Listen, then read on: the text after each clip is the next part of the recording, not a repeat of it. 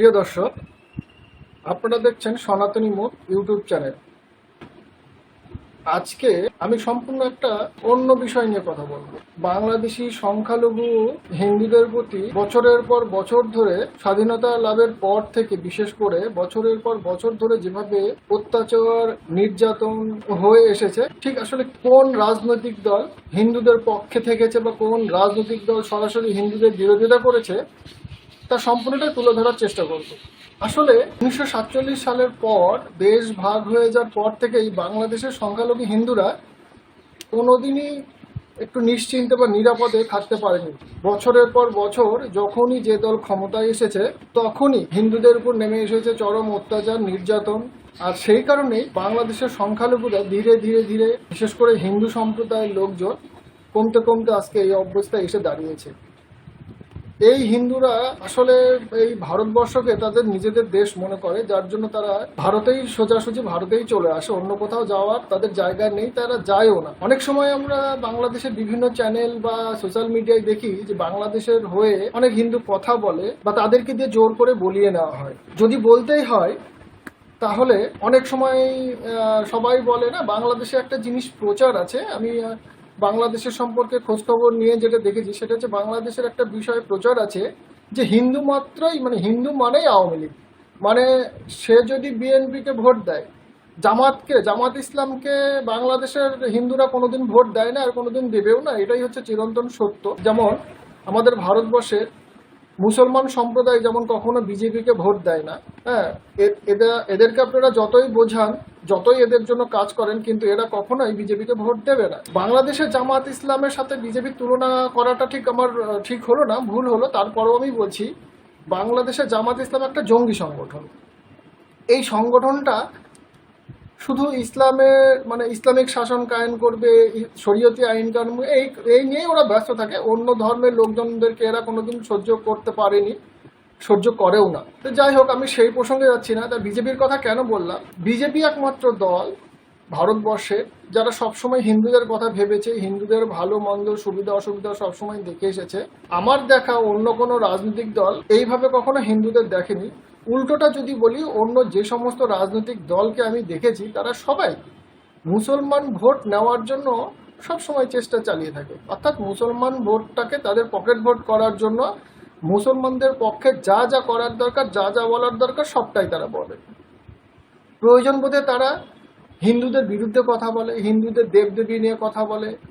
হ্যাঁ, এমনকি দেবদেবীকে নিয়ে অপপ্রচার করতেও এরা পিছপা হয় না। এমনকি হিন্দুদের ক্ষতি করতে এরা অনেক সময় অনেক ডিসিশন নিয়েছে যা হিন্দুদের সরাসরি বিরোধিতা করা সামিল বলে আমি মনে করি। তো যাই হোক, আমি বাংলাদেশের প্রসঙ্গেই ফিরে যাই।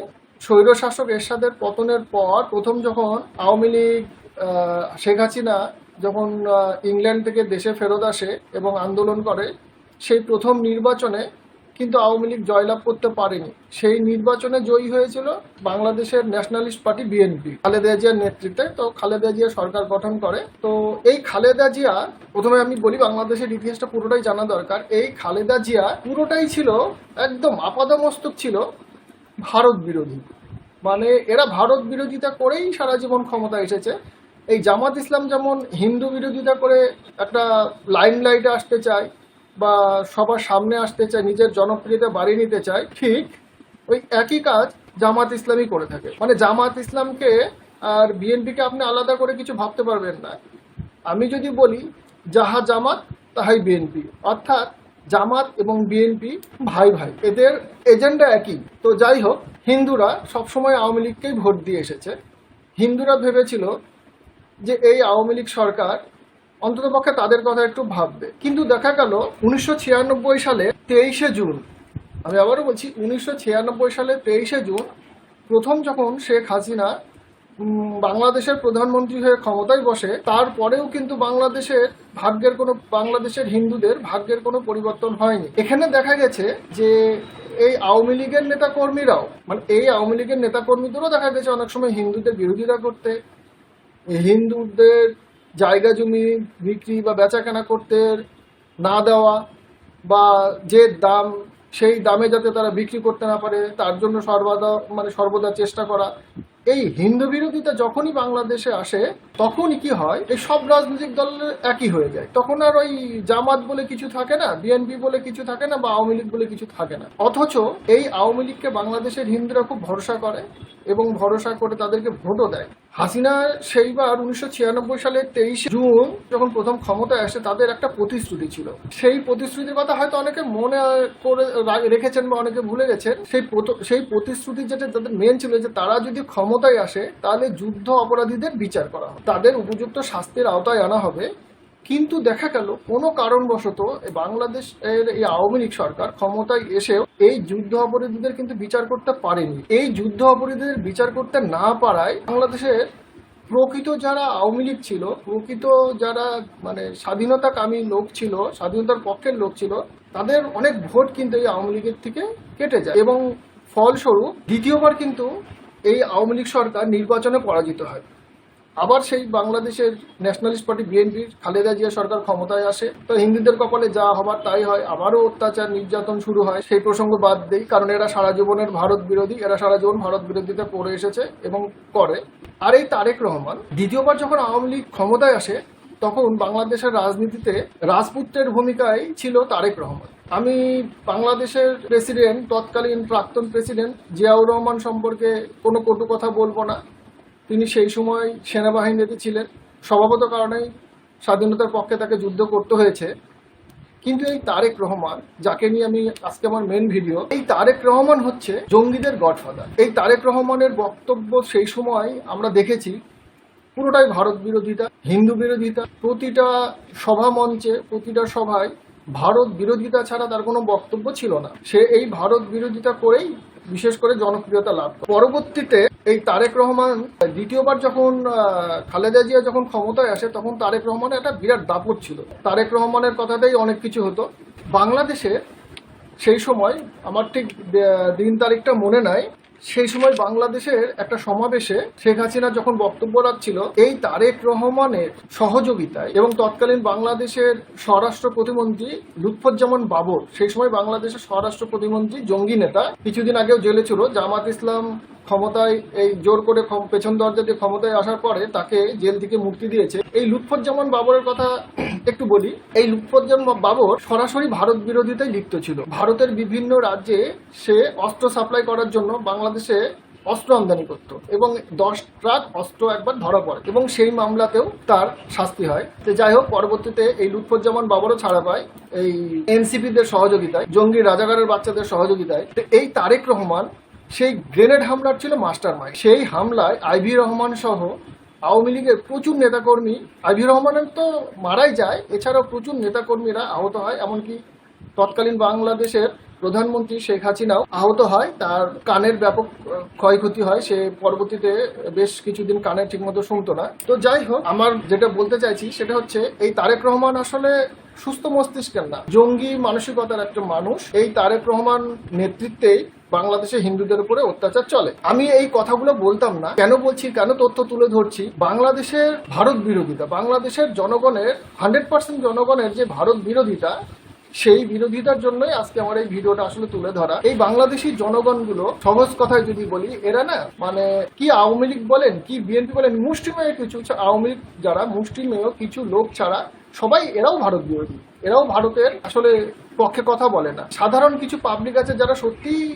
আওয়ামী লীগকে ভালোবাসে। আর বিশেষ করে এখন দেখবেন অনেক আওয়ামী লীগের নেতাকর্মীরা ভারতের হয়ে কথা বলে, ভারতের উদ্দেশ্যে অনেক বলে, তাদের অবদানের কথা স্বীকার করে।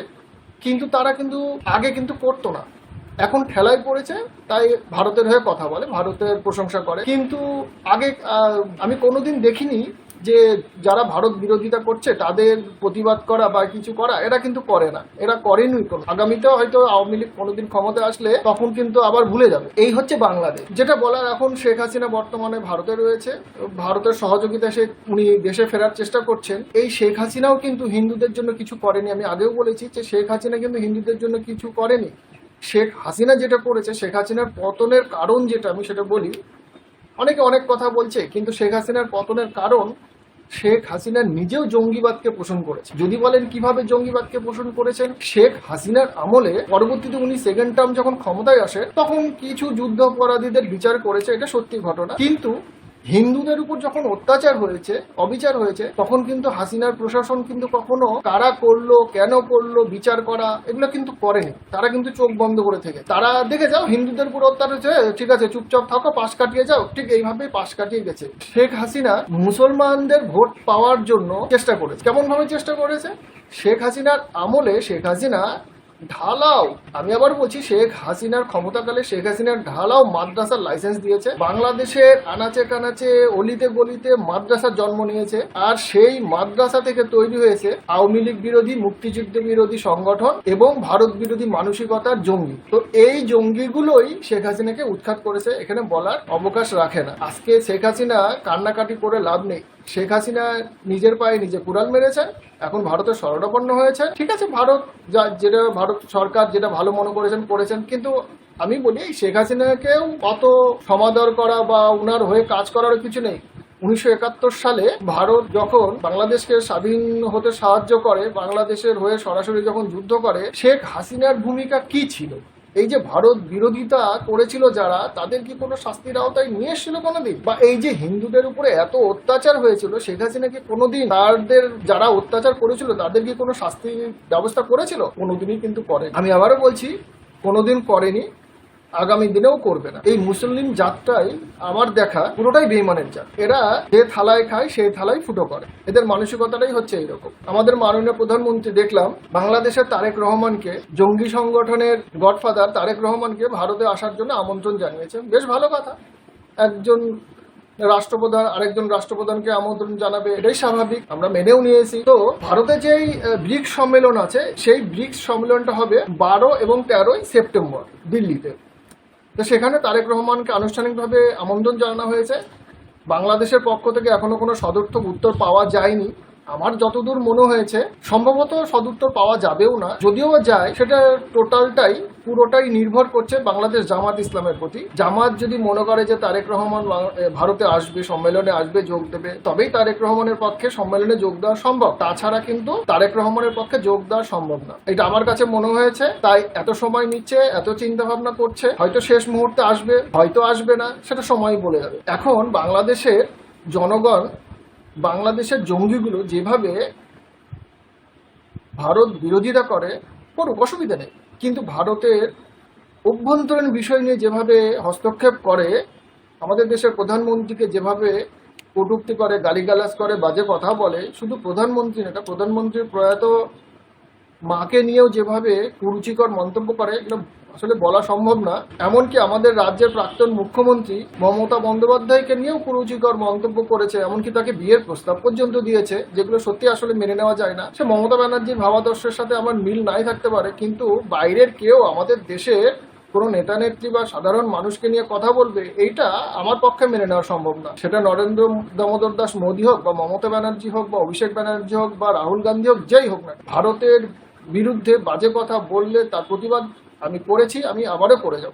আমাদের দেশের রাজনীতি, আমাদের দেশের মধ্যে আমাদের রাজনৈতিক নেতারা তাদের মতো করে চলবে। তাদের কোনো জিনিস ভালো নাই লাগতে পারে, তারাও সমালোচনা করতে পারে, কিন্তু কোনো বাজে কথা বলবে এটা মেনে নেওয়া সম্ভব না। আমি কিছু ভিডিও, এই ক্লিপস আমি এখানে দেব, আপনারাও দেখবেন। এই যে জঙ্গিরা যেভাবে ভারত বিদ্বেষী বক্তব্য ছড়ায়, বা হিন্দুদের উপর অত্যাচারের জন্য যেভাবে, বা হিন্দুদের বিরুদ্ধে যেভাবে উস্কানিমূলক বক্তব্য করায়, তারেক রহমানের তো হয়ে গেল, তো 2 মাস 3 মাস ক্ষমতায় বসা তো হয়ে গেল, বা তার বেশি হয়ে গেছে। তাদের বিরুদ্ধে, এই জঙ্গিদের বিরুদ্ধে তারেক রহমান আজ পর্যন্ত কটা স্টেপ নিয়েছে আমরা জানতে চাই। এখন আমরা ভারতীয় নাগরিকরা তারেক রহমানের আগমন উপলক্ষে যদি আমরা প্রতিবাদ কর্মসূচি পালন করি, আমরা যদি তারেক রহমানের কাছে যদি জানতে চাই যে বাংলাদেশের হিন্দুদের উপরে অত্যাচার হচ্ছে, বা বাংলাদেশের হিন্দুদের নিয়ে যেভাবে বিদ্বেষমূলক বক্তব্য জঙ্গিরা ছড়াচ্ছে, বা ভারত বিদ্বেষী যেভাবে মন্তব্য করে, বা ভারতের প্রধানমন্ত্রী বা অন্য দলে অন্য কাউকে নিয়ে যেভাবে তারা কটূক্তি করে, বাজে কথা বলে, তার বিরুদ্ধে কটা স্টেপ নিয়েছে। এবার আমরা যদি তারেক রহমানের বিরুদ্ধে যদি প্রতিবাদ করি, আমরা যদি তার সামনে যদি তাকে গালিগালাজ করি, তাকে নিয়ে যদি কটু কথা বলি, বা খালেদা জিয়াকে নিয়ে যদি কটু কথা বলি, তাহলে ব্যাপারটা কেমন হয় আপনারাই বলবেন। এটা আপনাদের উপরে ছেড়ে দিলাম, আপনারা কমেন্টে অবশ্যই জানাবেন। আরও আমরা যেটা দেখেছি, এই যে শেখ হাসিনা পতনের পর আমাদের ইসকনের মহাপ্রভু চিন্ময় কৃষ্ণ মহাপ্রভুকে যেভাবে অন্যায়ভাবে বেআইনিভাবে রাষ্ট্রদ্রোহিতার মামলা দিয়ে যেভাবে তাকে আটকে রাখা হয়েছে, তার বিরুদ্ধে কি স্টেপ নিয়েছেন? তারেক রহমান তার তো ক্ষমতায় বসে তো বহাল তবিয়তে আছে, কিন্তু চিন্ময় কৃষ্ণ মহাপ্রভুর কেন আজও মুক্তি হলো না? চিন্ময় কৃষ্ণ মহাপ্রভুর অপরাধটা কোথায়? হিন্দুর হয়ে কথা বলাটা। আমরা যদি আপনাকে এখানে আসার পর আমরা যদি আপনাকে জিজ্ঞেস করি, যারা ভারত বিরোধিতা করছে, ভারতের বিরুদ্ধে যে সমস্ত মুসলিম সংগঠনগুলো, যে সমস্ত এখানকার মুসলিম নেতৃত্ববিন্দু বা নেতারা বা যারা যে সমস্ত নেতৃত্ব, আমি বলছি মুসলিম যে সমস্ত নেতৃত্ব যারা ভারতের বিরোধিতা করছে, তাদের কজনের বিরুদ্ধে আমাদের ভারত সরকার বা রাজ্য সরকার রাষ্ট্রদ্রোহিতার মামলা করেছে বা তাদেরকে বিনা বিচারে আটকে রেখেছে? কাউকে আটকে রাখেনি, আপনি একজনকেও দেখাতে পারবেন না। তারা বহাল তবিয়তে আছে, বরং এখানে তারা অন্যায়, অনিয়ম, অত্যাচার, মারপিট, ভাঙচুর, জ্বালানো পোড়ানো সবকিছু করে। বাংলাদেশের কোনো হিন্দুকে কি দেখেছেন কোথাও ভাঙচুর, জ্বালানো পোড়ানো, আগুন দেওয়া এগুলো করেছে কি? তো যাই হোক, যেটা বলছিলাম, যে বাংলাদেশের হিন্দুদের উপরে এই যে অত্যাচার হয়, বাংলাদেশের হিন্দুরা কিন্তু দেখবেন কোথাও ওই মারামারি, ভাঙচুর, খুন খারাপি এগুলো কিন্তু করে না। তারপরেও কিন্তু তাদেরকে অন্যায়ভাবে বিভিন্নভাবে ফাঁসানো হয়, মামলা দেওয়া হয়, কেস করা হয়, তাদের ভারত চলে যাওয়ার জন্য চাপ দেওয়া হয়। আপনারা কিন্তু এগুলো বন্ধ করেন না, আপনারা বরং কিন্তু পেছন থেকে উস্কে দেন। সবাই জানে, সবাই বোঝে, আপনাদের মদত ছাড়া এটা কোনো মতেই সম্ভব না। আপনারা কি করেছেন? চিন্ময় কৃষ্ণ মহাপ্রভুকে বিনা অপরাধে অন্যায়ভাবে জোর করে আটকে রেখে দিয়েছেন। তার দোষটা কোথায় ছিল? উনি কি অপরাধ করেছিলেন? হিন্দুদের হয়ে কথা বলেছিলেন তাই? হিন্দুদের হয়ে কথা বলার কারণে যদি চিন্ময় কৃষ্ণ মহাপ্রভুকে এইভাবে অন্যায়ভাবে আটকে রাখা হয়, তাহলে যারা ভারতবর্ষে মুসলমানদের হয়ে কথা বলছে, ভারতবর্ষ সরকার যদি তাদেরকে অন্যায়ভাবে এইভাবে আটকে রাখে, তখন ভালো লাগবে তো আপনাদের? এখনো সময় আছে। আবারও বলছি, চিন্ময় কৃষ্ণ মহাপ্রভুকে আপনারা নিঃশর্ত মুক্তি দিয়ে দিন। তা না হলে ভারতবর্ষে আসলে ভারতের জনগণ আপনার বিরুদ্ধে হয়তো প্রতিবাদ করতেও পারে, তখন কিন্তু আপনি লজ্জায় পড়ে যাবেন। আপনার কাছে যদি জানতে চাই, আপনি কিন্তু উত্তর দিতে পারবেন না। দেশের মাথায় বসে আছেন, অন্যায় করবেন না। মনে রাখবেন, ক্ষমতা কিন্তু চিরস্থায়ী না। আপনার আজকে ক্ষমতা আছে, আগামী দিনে নাও থাকতে পারে। তাই যেমন মুসলমানদের বাঁচার অধিকার আছে, ঠিক হিন্দুদেরও বাঁচার অধিকার আছে। সে হিন্দু হয়ে জন্মগ্রহণ করাটা তার কোনো অন্যায় বা পাপ না।